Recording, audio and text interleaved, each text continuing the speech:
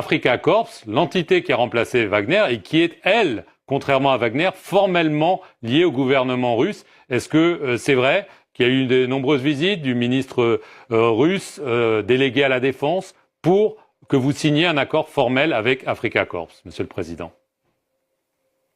Mais pourquoi vous parlez de pression? Je pense que entre la Fédération et la Russie, c'est une relation d'amitié et de fraternité. La Russie, à un moment donné où nous étions en très grande difficulté, la Russie est venue à notre secours, parce que nous l'avons demandé. Et nous sommes en partenariat, c'est une coopération comme nous entretenons avec tous les autres États, parce que la République centrafricaine est aussi jalouse de sa souveraineté. Et nous travaillons vraiment en bonne intelligence avec la Fédération de Russie, comme avec d'autres pays. Et vous parlez que tout ça, c'est toujours Wagner et tout ça. C'est toujours des propos pour essayer de noircir, beaucoup de désinformation. Mais je dois vous rappeler, vous savez qu'en 2017, ici en Centrafrique, c'est l'Union européenne qui était chargée de la formation de nos forces de défense et de sécurité. Un bataillon formé, nous n'avons pas, on n'avait pas, parce que les rebelles qui avaient occupé le pays avaient vraiment pillé nos armureries, nos poudrières. Il n'y avait rien. Donc, à l'issue de cette formation, il fallait des armes. Malheureusement, on n'avait pas d'armes. Nous avons fait une demande au niveau de l'Union européenne. Et l'Union européenne, à l'époque, c'était Madame Mogherini à qui j'avais écrit. Elle m'a fait savoir que les traités de l'Union européenne ne permettaient pas de nous aider. Et avait demandé aux autres États. Personne n'a réagi. Et je fais l'économie de l'histoire. Finalement, c'est la Fédération de Russie qui a accepté de nous donner des armes, et gratuitement. Et nous sommes allés au Conseil de sécurité. Et c'est le comité de sanctions qui a autorisé.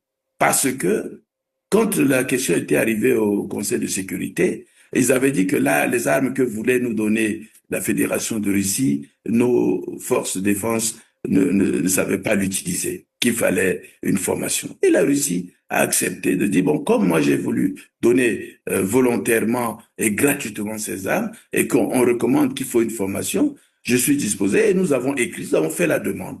Aujourd'hui, ce que je vous dis, vous pouvez le vérifier au niveau du Conseil de sécurité, de la commission de sanctions RCA. Et c'est en faveur de cela que les instructeurs russes sont venus en Centrafrique. Et c'est clair, sur autorisation du comité de sanctions. Alors, cessez de nous continuellement, ceci pour décourager les gens, dire beaucoup de choses.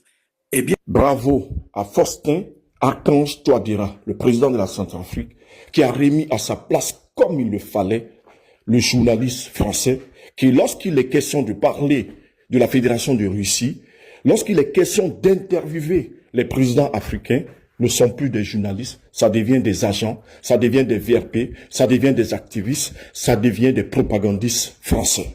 Oui, vous avez entendu. Vous avez vu, ou plutôt vous avez entendu la question vicieuse, tendancieuse, orientée, afin que Touadéra soit coincé. Voilà, pour créer en tout cas un malaise avec la Fédération de Russie. Vous voyez, c'est toujours pareil avec les journalistes français. Ils sont d'une mauvaise foi. Surtout ce type de presse-là, lié à France Média Monde, c'est tous des infiltrés. C'est tous des agents infiltrés. C'est tous des agents doubles. C'est tous des espions. Ils n'ont rien de journaliste. Surtout quand il est question d'interviewer, de discuter avec des présidents africains. Toujours avoir les pousser à bout afin de les créer des problèmes, de choisir le camp. Voilà. Il n'y a pas de demi-mesure. Vous voyez? Vous avez entendu. Donc tout ça pour vous dire quoi? Touadéra, c'est lui qui avait lancé la chose avec la Russie, qui avait renouvelé la collaboration que l'Afrique a toujours eue avec la Russie. Voilà. On va suivre la deuxième partie. En attendant, on partage cette publication-là, s'il vous plaît. La famille, voici la deuxième partie de la fessée donnée par le président de la Centrafrique à un journaliste français. Oui, on ne s'en lasse pas. Écoutez-la. Oh, cessez de nous continuellement ceci pour décourager les gens, dire beaucoup de choses. Et bien entendu, en 2020-2021, et là, quand la CPC était constituée, commençait à prendre des villes. On n'avait pas, notre force de défense n'était pas encore au point. Nous avons fait appel à tout le monde, y compris à tous les États qui voudraient nous aider. Le Rwanda et la Fédération de Russie avaient répondu favorablement. Et j'allais oublier, même la France aussi la France avait demandé de survol des avions de chasse pour faire peur aux rebelles. Bon, ça n'avait pas marché, mais la Fédération de Russie a envoyé des troupes et aussi le Rwanda. Et grâce à ces appuis, nous avons pu faire échec à cette action de déstabilisation de la CPC. Mais aujourd'hui, nous sommes en discussion, toujours dans le cadre d'une coopération avec la Fédération de Russie. Voilà ce que je peux vous dire là-dessus. Mais nous discutons avec tous les États qui souhaitent discuter avec nous parce que la République centrafricaine est ouverte. Nous ne faisons pas, nous sommes un pays fragile. S'il y a des pays amis qui veulent nous aider, ils sont bienvenus. Monsieur le Président, toutefois, les Russes qui sont depuis des années sur place et tout ça, ce n'est pas l'armée russe. C'était le groupe Wagner. Et dorénavant, il y a donc cette négociation. Alors parlons de négociation plutôt que de pression avec l'Africa Corps. Est-ce que vous allez, oui ou non, conclure un accord avec eux? Non.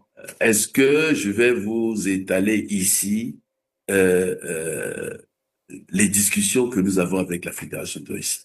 Il y a quand même un peu de courtoisie. Hein. Nous sommes en train d'échanger.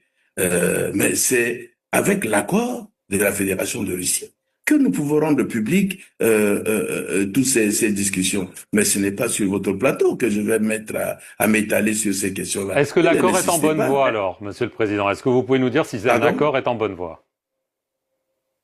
Pardon? J'ai pas... Est-ce que vous pouvez nous dire si un accord avec l'Africa Corps est en bonne voie? Je dis que nous sommes en discussion.